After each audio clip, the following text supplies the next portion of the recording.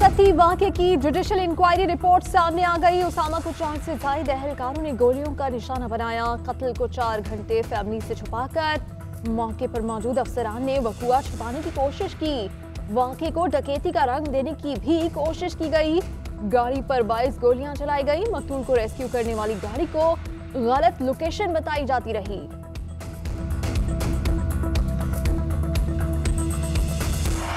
वज़ीर-ए-आज़म इमरान खान की इस्लामाबाद पुलिस एहलकारों की फायरिंग से जाँ बहक उसामा सत्ती के अहल खाना से मुलाकात, तहकीकात में मुकम्मल ताउन की यकीन दहानी। वज़ीर दाखिला शेख रशीद का मकतूल के वालिद को फ़ोन, कहा तहकीकात से आपका मुतमईन होना ज़रूरी है। हाई कोर्ट के जज से तहकीकात कराना चाहें तो मैं वजारत कानून को ख़त लिखूँगा। फायरिंग करने वाले 5 एहलकारों के जिस्मानी रिमांड में 5 रोज़ की तौसी। मकतूल के अहल खाना का अदालत के बाहर एहतजाज।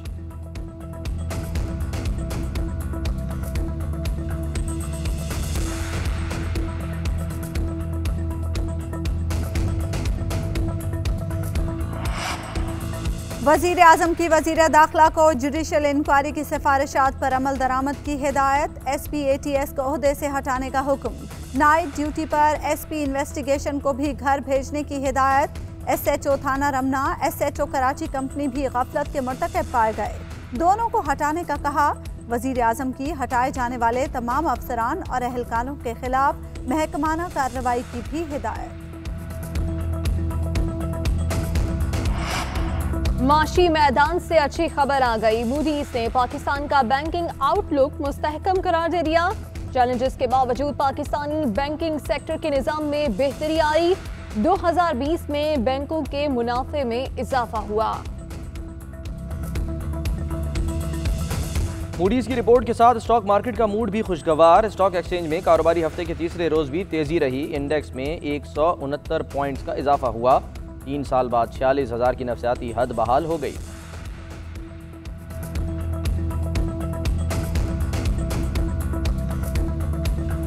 पहले पनामा पेपर्स ने पाकिस्तान के अमीर हुक्मरानों को बेनकाब किया। अब ब्रॉडशीट की वजह से इनकी मनी लॉन्ड्रिंग सामने आई। अशराफिया ने न सिर्फ कौम की दौलत लूटी, NRO की वजह से इस दौलत को निकलवाने के लिए कौम के टैक्स का पैसा भी जाया हो जाता है।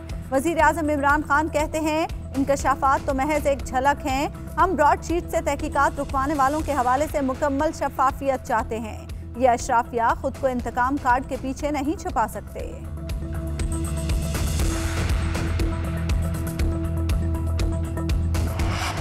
ब्रॉडशीट कंपनी को नवाज शरीफ के खिलाफ केस बनाने का टास्क दिया गया। फर्म को 600 करोड़ दिए गए।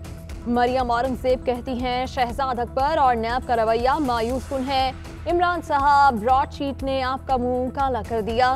सिलेक्टेड वजीर आजम ब्रॉडशीट पर बात करना चाहते हैं।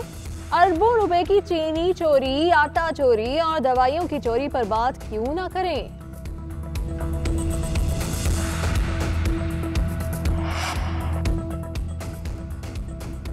ब्रॉडशीट को 200 लोगों की फहरिस्त मैंने या इमरान खान ने नहीं दी। 20 साल पहले होने वाले मुआहदे के तहत ये फहरिस्त बनाई गई। ब्रॉडशीट के जरिए सियासी अशराफिया बेनकाब हुई, वो बहस अलग है।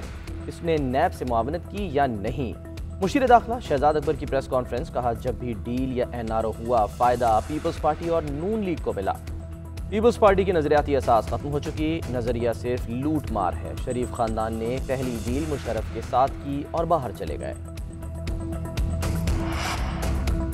इमरान खान को तो जाना ही है। ये कभी रियासत मदीना, कभी चीनी निज़ाम और कभी ईरानी इनकलाब की बात करते हैं। मौलाना फजलुर रहमान का लौरालाई में PDM के जलसे से खिताब, कहते हैं मोदी कामयाब हो गया, मसला हल हो गया, उसने कश्मीर पर कब्जा कर लिया। हमारी जंग पाकिस्तान में जमहूरी फजा की बहाली के लिए है।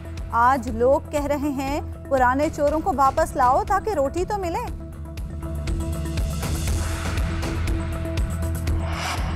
करप्शन का तरीका वारदात फजलुर रहमान, नवाज शरीफ और जरदारी का एक जैसा ही है। मुराद सईद कहते हैं नवाज शरीफ की हुकूमत में फजलुर रहमान की जमात का अहम रुकन इसराइल गया। फजलुर रहमान कश्मीर कमेटी के चेयरमैन रहे मगर कभी कश्मीर के लिए आवाज बुलंद नहीं की। अवाम ने PDM की सियासत को मुस्तरद कर दिया।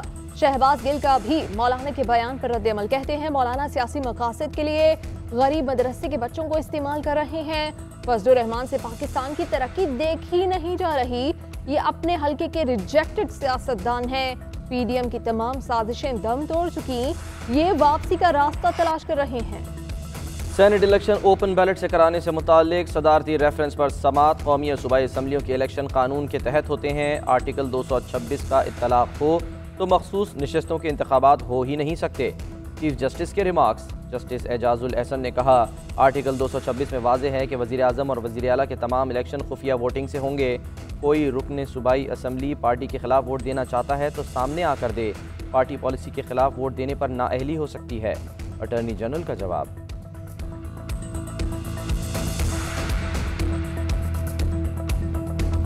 नैब ने सलीम मांडवीवाला के खिलाफ रेफरेंस दायर कर दिया। प्लॉट्स की गैर कानूनी अलाटमेंट का इल्जाम आयद किया गया। चेयरमैन नैब की ज़ेर सदारत नैब एग्जीक्यूटिव बोर्ड का इजलास। आसिफ अली जरदारी के दोस्त अवैस मुजफ्फर टप्पी समेत 2 रेफरेंसेस, 7 इंक्वायरीज और 5 इन्वेस्टिगेशंस की मंजूरी दे दी। चेयरमैन नैब कहते हैं, मुकदमात को मंतकी अंजाम तक पहुँचाने के लिए तमाम वसाइल बुरुए कार लाए जाएँ।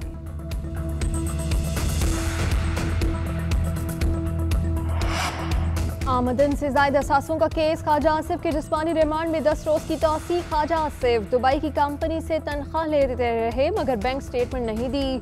तारिक मीर कंपनी के साथ मिलकर एक कंपनी बनाई जिसका सोर्स नहीं बताया। अकाउंट में 51 करोड़ 17 लाख रुपए आए मगर कहां से आए कुछ पता नहीं। लीगी रहनुमा के खिलाफ तहकीकात का दायरा कार वसी कर रहे हैं। तफ्तीशी अफसर का बयान। वकील फारूक नाइक ने कहा, नैब को सब रिकॉर्ड दे चुके, क्या अब जान लेनी है। उधर शाहिद खाका नबासी भी वतन वापस पहुंच गए, नैब की कार्रवाई का सामना करेंगे।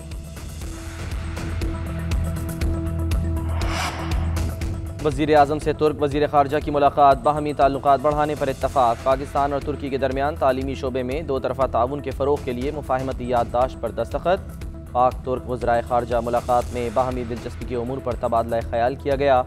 पाकिस्तान, तुर्की और आज़रबाईजान के दरमियान सैफरी की मुज़ाकरात के दूसरे मरहले का आगाज़। तुर्क वज़ीर ख़ारजा को सिविल अवार्ड से भी नवाजा गया।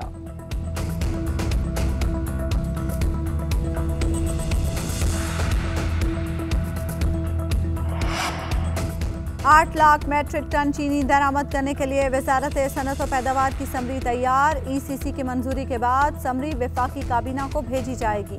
चीनी की दरामद पर withholding income tax, value added sales tax भी खत्म करने की तजवीज़। 1 लाख टन चीनी यूटिलिटी स्टोर्स को दी जाएगी। चीनी की दरामद से मार्केट में चीनी की कीमत में कमी आएगी।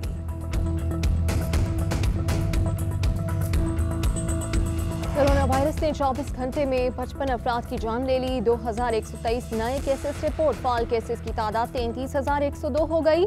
मुल्क भर में मुस्बत केसेस की शरह 5.38% रिकॉर्ड। कराची 14.56 मुस्बत शरह के साथ पहले नंबर पर। कोरोना वैक्सीन जल्द दस्तयाब हो जाएगी। तिब्बी अमले और बुजुर्गों को वैक्सीन की फराहमी तरजीह है। पार्लिमानी सेक्रेटरी बराए सेहत डॉक्टर नौशीन हामिद की GNN से गुफ्तगू। कोरोना वायरस ने पूरी दुनिया को परेशान कर दिया। अमेरिका में एक रोज़ में 4000 से ज़ायद हलाकतें। CNN रिपोर्टर हलाकतों की खबर देते हुए रो पड़ी। अमेरिका, आयरलैंड, जर्मनी में दाखिले के लिए मनफी कोरोना टेस्ट रिपोर्ट साथ रखना लाजमी करार। चीन के 5 शहरों में लॉकडाउन, टेस्टिंग बढ़ा दी गई। इंडोनेशिया के सदर चीन की वैक्सीन लगवाने वाले पहले फ़र्द बन गए। लॉकडाउन के बायस जनूबी कोरिया में बेरोजगारी की शरह 11 साल की बुलंद तरीन सतह पर पहुंच गई।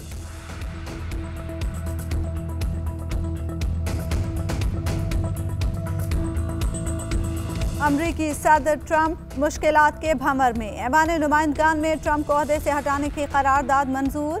नायब सदर माइक पेंस की आइन में 25वीं तरमीम की मुखालफत। कहा, सदर को इस तरह हटाने से गलत रिवायात जन्म लेंगी।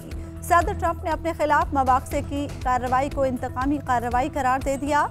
तशद्दुद पर उकसाने पर ट्रंप का यूट्यूब चैनल मुअत्तल। इंतजामिया ने अपलोड की गई वीडियोस हटा दी। 7 रोज तक ताज़ा मवाद अपलोड करने पर पाबंदी आए। दुनिया कप्तान की फैन। ICC पोलिंग में इमरान खान बाजी ले गए। क्रिकेट की तारीख के बेहतरीन कप्तान करार। इमरान खान को 47% से ज़ायद ट्विटर सारिफीन ने वोट दिया। भारतीय कप्तान विराट कोहली 46% वोटों के साथ दूसरे नंबर पर।